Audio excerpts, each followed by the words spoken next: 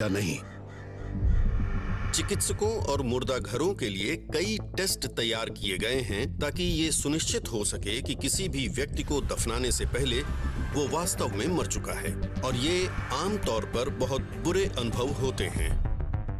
इसमें शामिल था चिमटे से निपल्स खींचना, मुंह को मूत्र से धोना और तंबाकू के धुएं का एनिमा। मुझे नहीं पता कि रेगुलर एनिमा क्यों काफी नहीं था, पर तंबाकू के धुएं का एनिमा ही किया जाता था। और हाँ, जाहिर है कि ये phrase blowing smoke up one's ass वहीं से आया है। सोच ये थी कि अगर वो कुछ ऐसा करेंगे जो बहुत बुरा ही हो और किसी संभावित मृत व्यक्ति को उस बुरे अनुभव का सामना कराएंगे, तो जो वास्तव में मृत नहीं हैं, वो उस उपचार पर प्रतिक्रिया देंगे और खुद को जीवित घोषित कर देंगे, और जो मर गए होंगे उन्हें कोई फर्क नहीं पड़ेगा। शुक्र है कि ये परीक्षण 20वीं सदी की शुरुआत में समाप्त हो गए, इसलिए हमें कभी पता नहीं चलेगा कि क्या वो एंजेलो हेज के भाग्य को बदल सकते थे।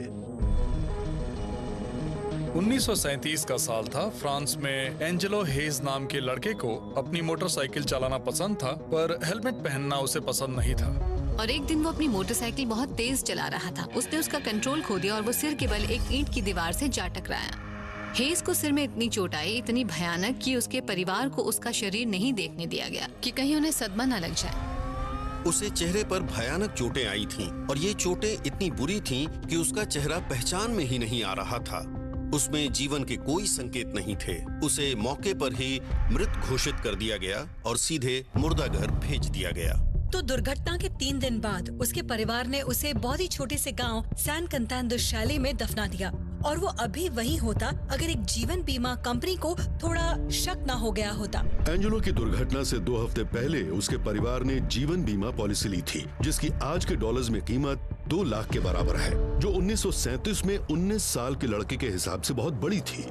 ये सब थोड़ा संदिग्ध लग रहा था, खासकर ये देखते हुए कि पॉलिसी कुछ हफ्ते पहले ही ली गई थी। बीमा कंपनी ने 2 इन्वेस्टिगेटर्स भेजे और उन्होंने बाकायदा उसकी लाश को कब्र से बाहर निकाला। उन्होंने ताबूत खोला तो पता चला कि वो इंसान मरा नहीं था।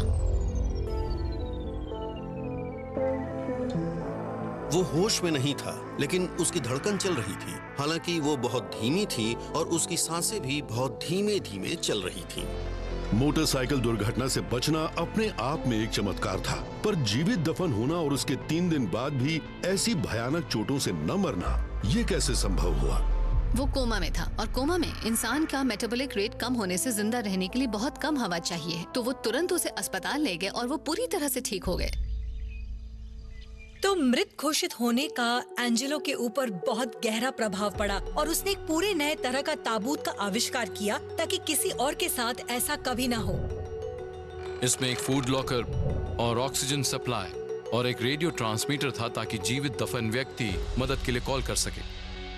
मजेदार बात यह थी कि इसको डिजाइन करने में उसने इतनी मेहनत की, उसके बावजूद एक भी यूनिट बिकने का कोई सबूत नहीं है। शायद 3 दिनों तक जिंदा दफनाए रहने के बाद एंजेलो कोई जोखिम नहीं लेना चाहता था।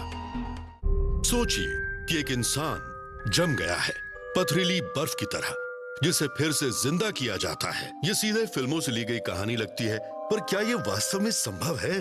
मैं तो कह देता नहीं। फिर मैंने सुनी हमारी अगली अविश्वसनीय कहानी।